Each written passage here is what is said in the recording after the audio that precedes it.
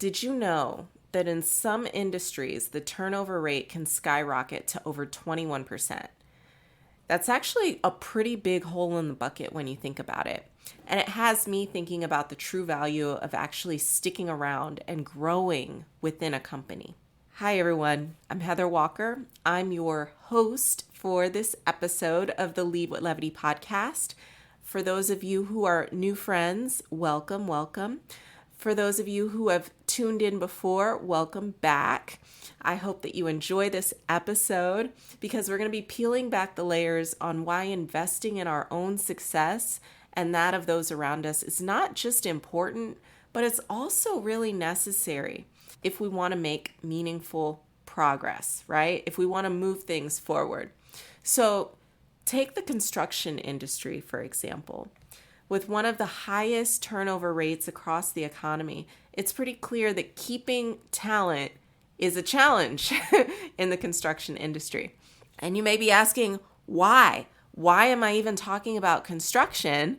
Especially considering that our guest today, Mr. Rasmus Holst, CEO of LMS 365, is actually all about learning management systems. So why am I talking construction when our guest is over an LMS? Because it's all connected, right? Investing in human success is actually universal. Whether your people are building skyscrapers or they're writing code, it's really all about giving people reasons to grow, to stay, and to thrive. And that's what we're all about here at Lead What Levity. You see, more than 40% of workers in the U.S. say that their organization's commitment to employee development is actually what keeps them satisfied at work. And it's a no-brainer. To me, it's a no-brainer. Hopefully, it's a no-brainer to you too, because we all want to feel like we're moving forward, like we're learning new things, we're growing as people, and we're getting recognized for the work that we do. We all want that. Yet less than half of employees feel like their company is making a significant investment in their personal growth. So that's what we're going to talk about today. Don't forget to subscribe.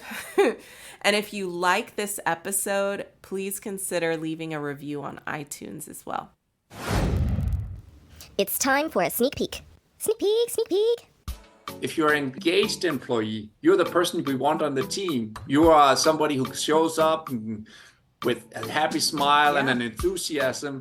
And now think about this. If you're now enthusiastic, you're learning for the future, and you're also delivering performance for yourself and for the business, that's actually success. And only the real weird thing is that if these three things exist, you are essentially the colleague that you want. We all want to work with that person who's performing, who's coming up, showing up, trying to do their best work of their lives, and then on top of that, trying to learn so they're ready for the future. And the thing is, the business will be successful from that, but you will also be successful from that. And if you actually have people who are learning and performing, but they're not engaged, I can 99% certainty tell you they're looking for a new job.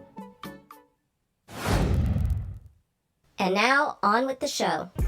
When you're feeling the pressure, take a moment to step back, pick up your marbles, and choose to lead with levity. Join us on the Lead What Levity podcast for fireside chats that will fill your bucket and help you get back to being the leader you were meant to be. Now here's your host, Dr. Heather Walker. Welcome back to the Lead What Levity podcast. I'm your host, Dr. Heather Walker, and I have the pleasure of introducing our next guest, Rasmus Holst. And Rasmus is the CEO of LMS 365. He's also held some pretty high leadership positions with GM as well as Forbes Council. Now, I'm really excited to learn a little bit more about LMS 365, and I understand that you all just recently released that as of, I guess, last year, right? And now it's a part of Teams, or am I lying about all of that, Rasmus? First and foremost, thank you for having me, Heather. Now, we did actually, our origin story is a little bit older. It's actually invented by a dentist in Denmark who dropped his job as a dentist, and people needed to find books at the local library. And he coded the first version for the local library nearly 18 years ago. So that's where we started. But the origin story is that was because we're in Denmark. So we don't have garages like they do in Silicon Valley. So we have to have dentists starting off businesses. No, wait, pause. No, wait. Rasmus, hold on. I have to ask you a follow-up. Yeah. Please, before you say anything else. Learning management system. Yeah. Right? Yeah. Yes? Yes? Yes. And it was started by a dentist? It was.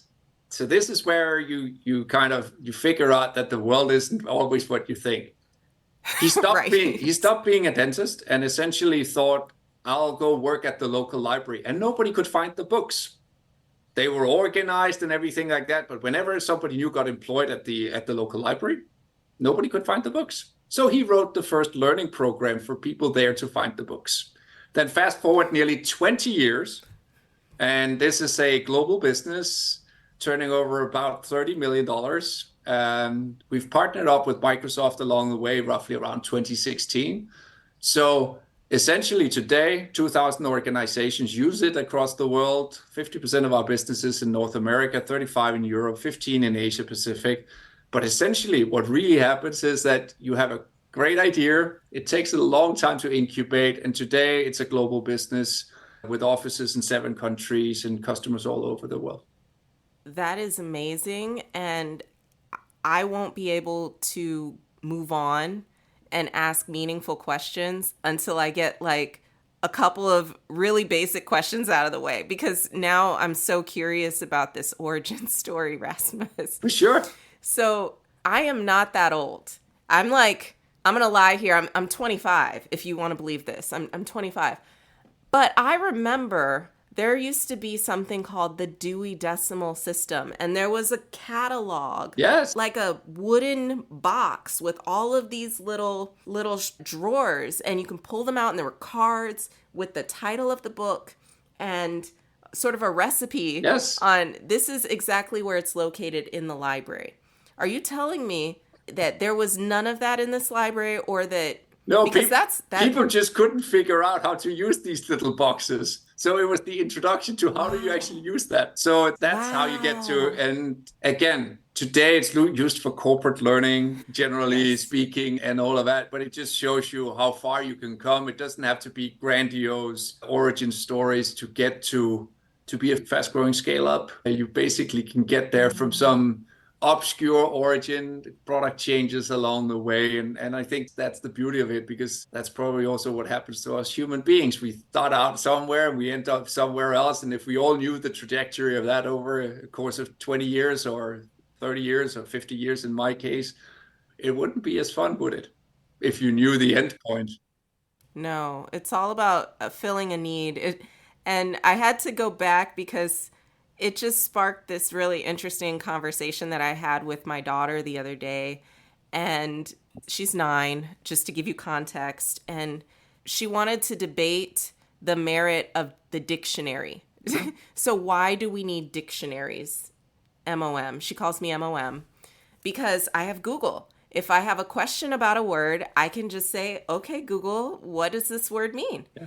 And I said, well, you need to, I told her that it's really important that you learn the rules of how to find this information. And that's why we still have dictionaries. And there are rules to navigating a dictionary, just like there are rules to navigating through a library. And if we're not careful, we can find ourselves in positions where we have no idea how to create or how to find what we need because we're so reliant on all of these tools that are designed to help us, but they're not always, can become a crutch if we're not careful. So I'm really curious about the LMS that you have and where you've taken that. So from those humble beginnings of this library, right, where people were just like, I don't even know how to find these books.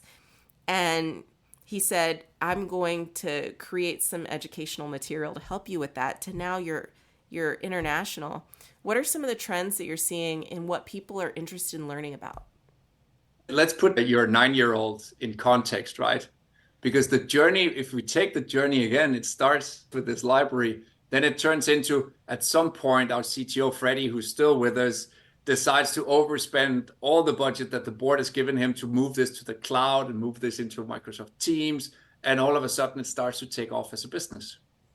So now you're in 2017 or something like that. And then you fast forward to today where and at that point you would load in courses for, hey, I can learn about public speaking, or I can learn about compliance, or I can learn about all of those types of things. And then fast forward to almost the dictionary thing, because at that point you would have you and me doing a video session that people could listen to and then learn a skill, or maybe we do an instructor-led, so in a classroom type of thing. And then to at the end of last year, where we actually take YouTube videos, underpin it with AI, shortens a 30-minute video to 3 minutes, builds the questionnaire underneath of, did Heather actually understand that course? And then all of a sudden, that's a piece of content, that's a piece of learning content in absolutely no time. And then that's almost the same as this dictionary thing, right? You needed to, at one point, look everything up in library cards, and then everything started to be organized in the cloud, and you could access it. And now you can basically take any knowledge that's out there, whether it's a document or anything like that, and turn it into learning. I mean, again, we serve the corporate world. You could think about this in a school context as well, that's where we're now moving. And I think that's the super interesting trend in what we're doing, because obviously digesting tons of material, making it accessible quickly for whoever needs to learn from that, and maybe also making sure that the gist of the document is readily available for people to be able to consume it very quickly. Yeah, Netflix made sure that we were all just primed and ready to consume content. What's the next thing? What's the next thing? What's the next thing? Or YouTube. And now, yes, if we now stay in children's space, mine are 18 and 21, right? And you will just go through shorts on whatever, TikTok, YouTube, you name them all, right? That content and the attention span of people who are coming after us. So the next generation, the attention span is not that I'll watch a 30-minute video with somebody speaking about whatever. It's, hey, I need the gist of it. I need it now. I'll remember that. And I think that's where we're moving generally in the pace of learning, in the pace of consuming content and all of those types of things. So again, are there any specific trends in what's popular right now, or even the skills of the future and what people maybe should be investing their time in when they're thinking about learning? I think maybe if I can start at a different place and then I'll get back to it, because one of the things we started out as a learning platform, and where we're actually now is that we've added performance and engagement to the platform. Mm-hmm. And we don't want to call this learning anymore. We actually want to call it human success. And here's an interesting observation for you. Think about how much of the world is called human resource, human capital. If you go to work for a company, you're essentially a human capital, or you're a human resource. It sounds so industrial. It sounds like something that was invented when you were at a machine, and the machine was a resource and you were a resource. And the weird thing, we have widgets and then we have people resources. Yes. One of the things I get asked about when I go into the boardroom is my customer success. So I'm invested in the fact that the customers who buy our product, that they are a success. I'm supposed to make sure they are a success. They get the product deployed. They get content out to their users. The users are happy with it, all of that. So I'm essentially now having a customer success team. Again, I'm also nearly 25, just 25 times over. But you used to have customer support, right? And you would count service tickets. It had no business value. Yes. And I'm still thinking, why are we thinking about people as resources when we're thinking about customers as success? Why are we not thinking about people as success? Why are we not, as business leaders, invested in how our people are successful? Maybe they're successful with us, or maybe they learn skills with us that they can go to enhance their own careers going forward. So I think when you really look at this, what are skills? The way we try to talk about it is that it's combined of three things. It's the learning component, because if you're someone who's learning, you are actually preparing yourself for the future. You're valuable to the business right now. You're getting skills right now for yourself, but you're also learning for the future. if you're an engaged employee, you're the person we want on the team. You are somebody who shows up with a happy smile and an enthusiasm. And now think about this. If you're now enthusiastic, you're learning for the future, and you're also delivering performance for yourself and for the business, that's actually success. And only the real weird thing is that if these three things exist, you are essentially the colleague that you want. We all want to work with that person who's performing, who's coming up, showing up, trying to do their best work of their lives, and then on top of that, trying to learn so they're ready for the future. And the thing is, the business will be successful from that, but you will also be successful from that. And if you actually have people who are learning and performing, but they're not engaged, I can 99% certainty tell you they're looking for a new job. Yeah, yes. Yes, they are. I would completely agree with you there. So what would you attribute your organization's success to? Is it your investment in human success and the success of your own teams? Is it the culture? What took you from the library to the international stage? I mean, I could obviously answer it with sort of the boring investor presentation that we have a great product market fit, it's priced in the right way, our sales teams are great. Yeah, but that's not what we want to hear. No, I knew that. That was why I started out this way. Look, we want to be our own best showcase. We actually want to be human success ourselves. And it kind of puts you on the spot, right? When you want to deliver something to the market, which is supposed to change how people think about their careers and not only how it helps organizations, you have to be the best one yourself. You have to model it. You have to model it. Yeah. And I would say one of the things that, at least for me, does it the most is that obviously there's the human interaction and all that counts. But for a distributed team globally, we actually do a 10-minute check-in every Friday, and the organization runs at around, it's just quickly. What did you achieve this week? What were your blockers? Who did a great job? And a sentiment score. Not too much more. But the crazy thing is that on the kudos side, we run a 200 people company. We run between 500 to 700 kudos a week. So I'll just do a shout out to it. Heather did a great job on this, or somebody did a great job on this. And all of a sudden, you actually start to have a self-fulfilling, hey, we're actually doing great. And as a leader, the crazy thing you start to experience is that there are ties in the organization that you would never have seen. And then the other thing is, the one thing that this does, and I'll take myself as a bad example, and actually the process of learning. So it was actually an acquisition of the performance and engagement that we did last year. So we tested it out beforehand, and I obviously, as I do, hey, I'm the leader, so everyone, we need to try this out, and you need to check in and all of that.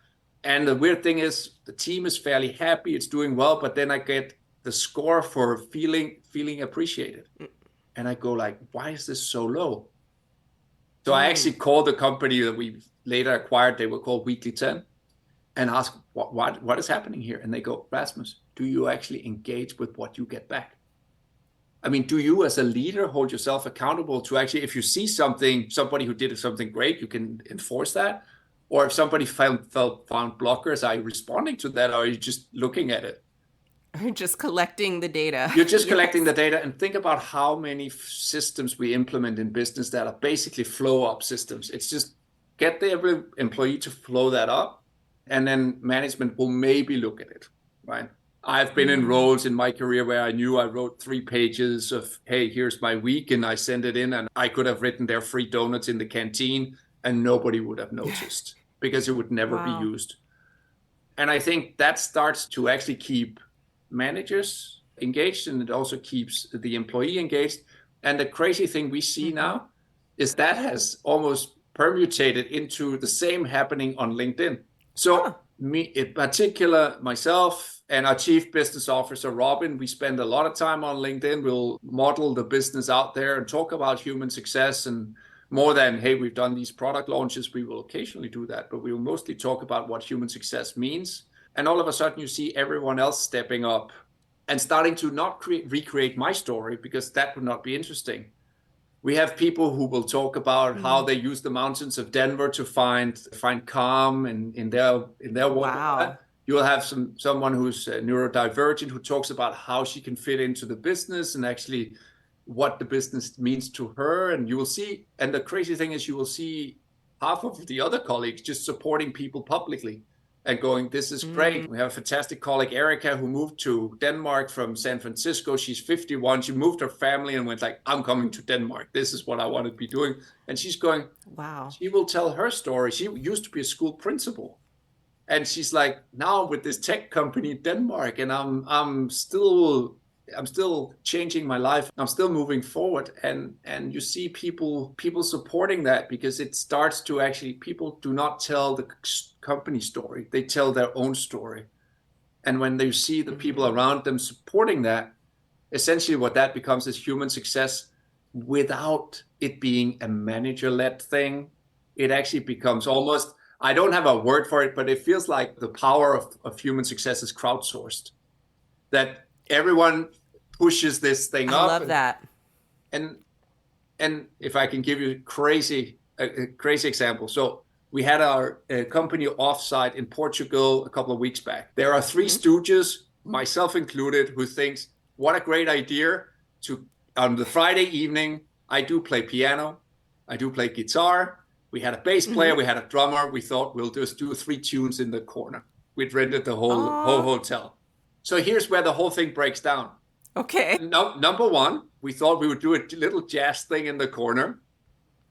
When they order sort of instruments for the place, the order kind of goes for a full stage with mic'd up whole setup. Oh, wow. So it was a full concert. But that was not what we were prepared for. The other part was we had like 3 tunes, and we were expecting to do it in a corner, and we were expecting the things to show up on Tuesday. They came on the Friday afternoon, so our practice time was approximately 10 minutes. And then on the way there, we figured out one of our colleagues played saxophone. He got a saxophone. He was ready. I'm with you guys. Oh, we're playing Englishman in New York. We're playing Celebration. I can do those two, no problem. 2 hours before, we recruit one of our German colleagues who's a singer. And the first thing she says is, I'm a perfectionist. I never do this out of band.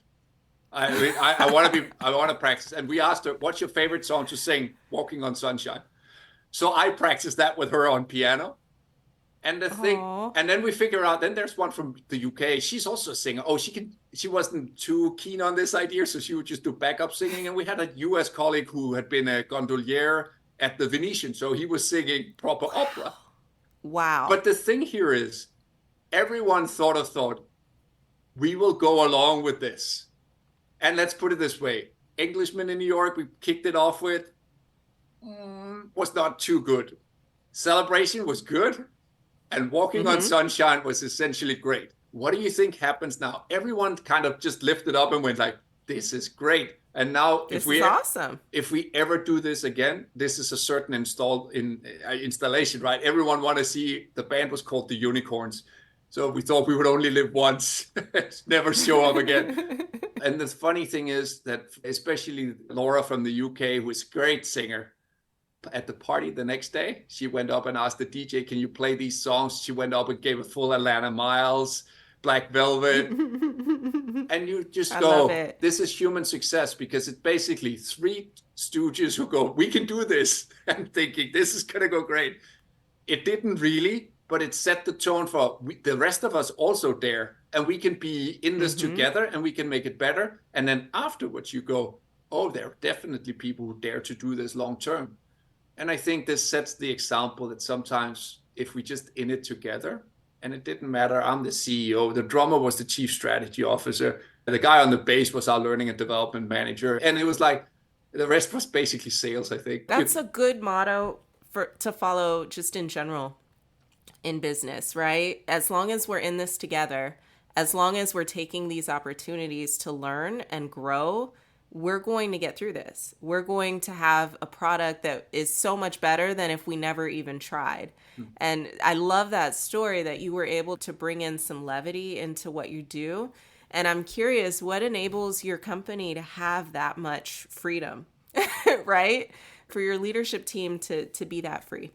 We talk about it sometimes. I think we do have some that are my age and we've accomplished some things. I don't think we need to accomplish being something grand. I think the ego has kind of whittled away. And we're kind of thinking, if you're actually in this with a level of trust and actually a level of levity and a level of laughter, we will get further. Because if you put that underneath, if you amplify that with the trust in the people, you get really far. And I'm so super impressed with what the team can do. And when I look at what we do in a year, last year we beat our budget, we raised capital, we bought a company, we set up a new organization with 40 people in Poland that now has 40 people in it. We won Red Dot Award for changing our brand. We're a great place to work everywhere we're basically at. And I go, most companies that I've worked for has only done half of that, and it felt more stressful. And I think if you laugh coming to work, we have the Danish national coach for Ultimate, which is this frisbee game that looks a bit like American football. So obviously we have 3 frisbees in the office of going, hey, this is how we have meetings with him. We have all learned how to do that, right? And that's cool. So I think it's the trust in the people and then believing that we get further together. I think often it's a founder who believes, or it's a group of executives who believe, and then the rest of them are just going, what are these guys thinking? What's happening? I don't believe in this stuff. You know, I've talked to a lot of people and I've asked them about this, and this continues to be a recurring theme, that trust is foundational, and it's a certain kind of trust that allows people to be themselves in the environment, to rely on each other, to know that they're in it together, that creates these workplaces that are just amazing. They're magnetic. People want to be there. They want to tell their friends about it. It's easier to recruit people. So it's really cool to hear you say that you've experienced that as well. Before we started doing all of this, any job posting that we put out would have 20 to 40 applications. Now we have between 900 and 1,500. I'm sorry. Did you say, when you said 20 to 40, I was like, okay, that's cool. That's not anything special. But then you changed that. Now we're at 900 to 1,500. Even if you look at our LinkedIn presence, you'll see that our little videos, we actually we shot nearly 100 videos with everyone from the company, and we want the company to be represented by everyone who's there. So we have a group of veterans from the US. They are together in a video. You'll obviously have me as the CEO. I say something a little bit more boring, but the last time, some of the most funny ones were actually our CFO and stuff like that. But we try to highlight what everyone is, and we've chosen a video editor who makes it a bit like quirky. And the funny thing is everyone picks up on that, because you can feel it's not staged. It's not, hey, now I'm sitting here, I'm talking about this, and this is how we're going to be grand. It feels like you're going to work with real people. And again, I may be the CEO, but I'm still also a dad of 2. I love life. I love having fun.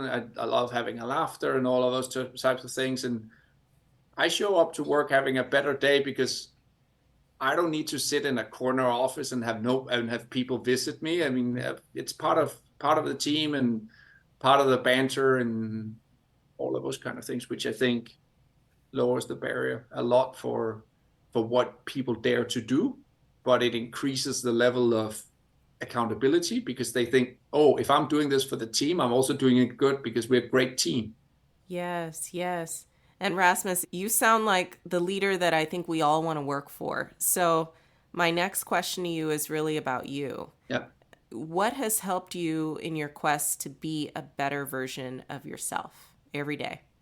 Oh, there's a lot. I grew up in rural Denmark with 2 loving parents, both teachers, and I think that gives you a lot. I've been lucky enough to share my life for more than 20 years with the same woman, and we've traveled, been in Luxembourg for 6 years, been in San Francisco for 7 years together.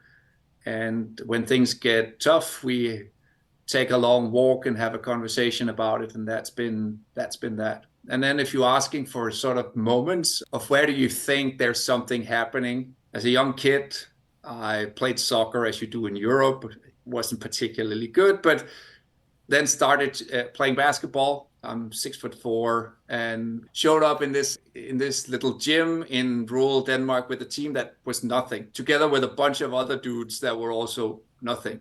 I bet you had fun though. No, but here's the crazy story. So the guy who runs this club, for some weird reason, gets a guy from the US who's also the women's national coach in Denmark to coach us. Wow. And all of a sudden he comes in and goes, "You guys are great athletes. You're just playing," and he named it rat ball. Like, you guys you just have no concept. You're just running around. He taught us fundamentals. When he left on Thursdays, he asked us to shoot 100 free throws and make whatever. And we would actually diligently do that. And we ended up playing the finals in Denmark with that team. Here, fast forward 20 odd years, I moved to the US. My son is an absolute much better soccer player than I am. So he could play in the academy team, but there were no tryouts. So the US system, he would have to find some other sports. It was basketball season. Mm-hmm. What does a basketball dad do to his son when that happens? You cannot sit at home. We've just moved to the US. You have to go do sports. Right. You got to play. Yeah. He ended up on the worst team, right? Obviously in that club. And you go, what do we do here? Maybe he just needs the fundamentals. So right. here's the thing. If you're the worst team, you have the grand diversity of, there's the slightly chubby kid, there's the bookworm who was sent there by his parents, there's this foreign dude who's a great footballer or a soccer player, but he doesn't really know how to play. So it's the scrappy team by far. Oh, I'm very, very familiar with the scrappy. I was on several scrappy teams. Perfect. They called them the B team back then. And here's what happened. They started out losing 42-0. And I went to the dad who was coaching the team, and he was super nice and said, like, how about we team up and we try to make something of this? Because you could just see the whole parent group going, oh, this is going to be a long season. And we sat the team down, and we basically had the same talk that Peter Diepenbrock, the American coach, had with us 20 years ago, and went, do you want to win a game? And they all went, we commit to this. And you're going to practice for 50 minutes and scrimmage for 10 when we meet. We're going to use 35 minutes on defense, because at that age, not everyone can score. And we will just slowly bring down the other team's score. And we had Josh. He was a great basketball player, big kid. If nothing else, make a Shaq type of thing, throw it to him onto the basket. He would hit 50%. We could get scores. Wow. So what do you think happens over the course of the season? They bring down the score. They start to score more. Of course, the team starts to win. Yeah, and their confidence starts to go up. And they're walking around with their little chests out. That's what happens, right? When you meet them at the local fair, they will go, hey, coach, how are we doing? And the best thing about this is, it turns out Peter is actually my coach 20 years ago. He's a coach down in San Jose. So when I wrote him and his surname is fairly easy to find. So I wrote him and said, I've just passed on your legacy to a team up in San Rafael. He went like, this is the best thing ever. And if you think about the story, it's basically about, you don't have to be world-class to start out. If you're scrappy, but with some leadership that allows you to succeed and can give you some level of guidance, but the team themselves, because there's no way, I couldn't play for the team that my son was on, and Peter couldn't play for us. Right. So you need to make that happen through others. And I think that's one of those things where you find that you come full circle, and some of the things that you learn through life that are just are beautiful moments and great legacy to look back at. And I will then top up the story with the last thing, because when I interviewed for the CEO role of this company, I was actually asked, how do you break down problems? And you would expect me to answer some business stuff. And I actually explained, this was at the last, I'd done all of my psychology tests. No, I'm taking notes now. Yeah, but I'd done all the psychology tests and all of that. So it was and I essentially explained to him how I broke down what shots everyone could take on that team, how you would use a left back in soccer to defend a guard and all of that. I said, we just broke it down into little pieces. And if everyone did what they wanted to do, we would actually get to a point where we would win. Mm. And the guy who was the psychologist at the Heidrick and Struggles, he's also an ultra runner and has run from southern France to Denmark and written a book about it. And he found the story so weird that somebody would ever answer that it ended up in a book as well. So now I can pass on the legacy to my son of saying, you're now in a book for your story in San Francisco. So that's where it all comes full circle. That's amazing. You never know how those small decisions can be so transformative for yourself and even for others. Everything that we do is potentially leaving a legacy.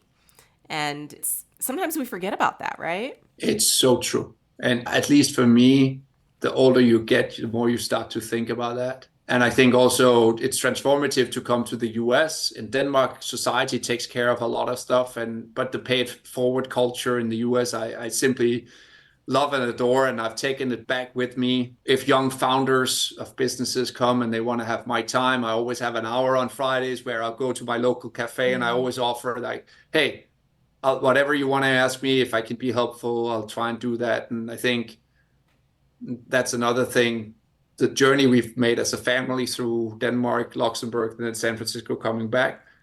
You also just find, because everyone will ask me, what's the best place to live? And you can never answer that, because there are a fantastic thing about every place that I've lived, but you take some good things from everywhere that you've stayed. And I think that's also part of how life unfolds. Very true. Very true. Well said.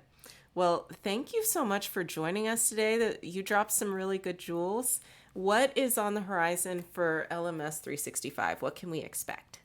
Oh, you should expect a rocket ship of a growth engine. I think if everything goes well, we'll make a $1 billion IPO in 2027. But most importantly, that was the business answer. Most importantly, when LMS 365 is no longer here and I'm way retired and I sit in my rocking chair and overlook the Danish Ocean and it's still windy and rainy, every single human resource department is called Human Success. The Human Success Department. That would be cool. That's a really good trend. That would be the legacy I would want to leave on that industry. And if that happens, I would be very proud, because that means that your kids, my kids, they will grow up in a place where leadership invests in people and actually takes this perspective that success doesn't have to be here, but if you learn enough here that you can be great somewhere else, you choose your path. But every time we have somebody within our team, make sure they are the best version of themselves. I love that. Well said. Rasmus, thank you for joining us today. And if anyone is interested in learning more about you and your business, where should they go? Find me on LinkedIn. I think that's the easiest thing. They will learn a lot, both about me and the business for sure. All right. And for those of you who are listening to us, you can get access to all of those links in the show notes. Rasmus, thank you for joining us. Have a great day. Thank you so much, Heather. Thanks for tuning in to the Lead with Levity podcast. To get resources mentioned in this episode and find out what we're all about, check us out at leadwithlevity.com.